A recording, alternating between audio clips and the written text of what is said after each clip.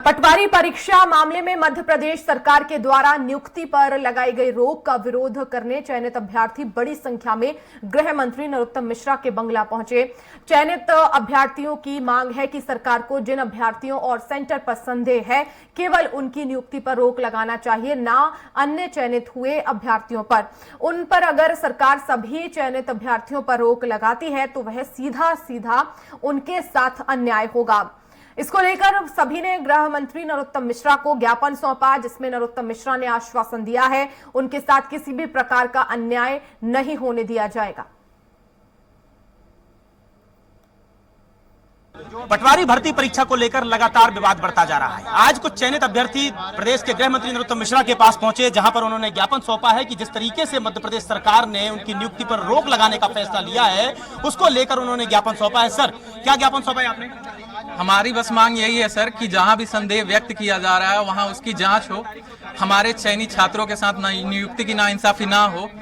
हम लोगों ने बहुत मेहनत से लिया है सर, अगर कुछ भी ऐसा वैसा होता है तो हमें मजबूरन में गलत कदम भी उठाना पड़ सकता है सर। हम लोग चुप नहीं रहेंगे सर। सरकार ने कल ट्वीट करके यह जानकारी दी कि जितनी भी नियुक्तियां हैं सब पर रोक लगाई जाती है, एक बार फिर से परीक्षण होगा।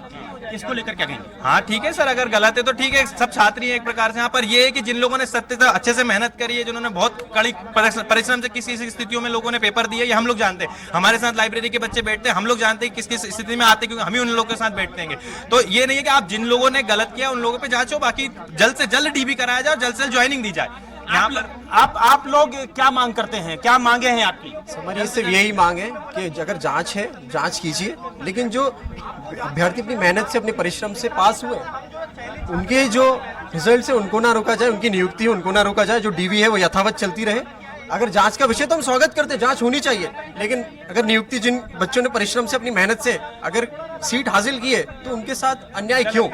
गृह मंत्री जी ने क्या आश्वासन दिया है आपको? क्योंकि सरकार ने यह ट्वीट किया था कि सभी की नियुक्तियां रोकी जाती है, एक बार परीक्षण करके फिर दोबारा से उनका पुनः परीक्षण का आदेश दिया है, उसका स्वागत करते हैं हम लोग। लेकिन हम उनने ये जो नियुक्ति रोकने का एक गृह मंत्री जी ने क्या आश्वासन दिया? गृह मंत्री जी ने आश्वासन दिया है हमको कि आपके साथ अन्याय नहीं होगा, जो चीजें जैसी चलती आ रही वैसी हम कोशिश करेंगे चलती रहे, जांच होने दो, हम आपको बिल्कुल पूरा समर्थन करेंगे। और हमसे ये भी कहा गया है कि आप जो ये मुद्दा उठा रहे हैं उनके खिलाफ भी आप कुछ करें।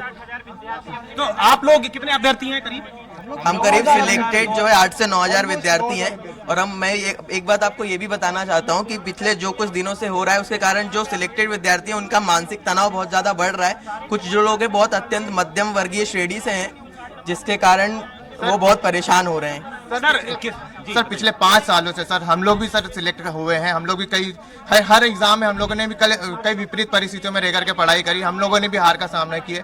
1 नंबर 2 नंबर से सर हम लोग भी फेल हुए हैं, बट हम लोगों ने कभी इतना विरोध नहीं किया कोई भर्ती प्रक्रिया। विरोध यहाँ पर विरोध का सवाल नहीं उठता, यहाँ पर उन टॉप जो 7 लोग हैं उन पर सवाल उठता हुआ नजर आ रहा है। यही कहना है सर, आप वो 7 लोग का अगर आपको संदिग्ध लग रहे हैं आप उनके खिलाफ कार्रवाई कीजिए, आप उनकी जांच कीजिए। लेकिन हम लोग जो सिलेक्ट हुए 9000 कैंडिडेट लोग सर सिलेक्ट हुए, उनको तो ज्वाइनिंग दी जाए। अगर उनके यानी कि आपकी यह मांग है कि 7 लोगों पर अगर संदेह है सरकार तो केवल 7 लोगों पर जांच बैठाई जाना चाहिए, ना कि पूरे जो 8-9 हजार कैंडिडेट अभ्यर्थी। हम तो ये कहते हैं सर हमारी भी जांच करे, लेकिन हमें पहले भर्ती करे, हमारी नियुक्ति दी जाए, उसके बाद जो भी चीज है उसके बाद हमें वो जांच करते जाए। और अगर कोई व्यक्ति अगर उसमें कुछ पाया जाता है तो उसके खिलाफ आरोप सिद्ध हो, उसको फिर भर्ती से निष्कासित किया जाए। बट हम लोग चयन जो हो चुके हैं हमारी तो नियुक्ति की जाए। सर आप हैं कहाँ से, कौन से सेंटर? मैं भोपाल से ही हूँ। कितने नंबर आए आपके? मेरे 164 नंबर आए हैं और मैं अन्वेषक पोस्ट में टॉपर हूँ।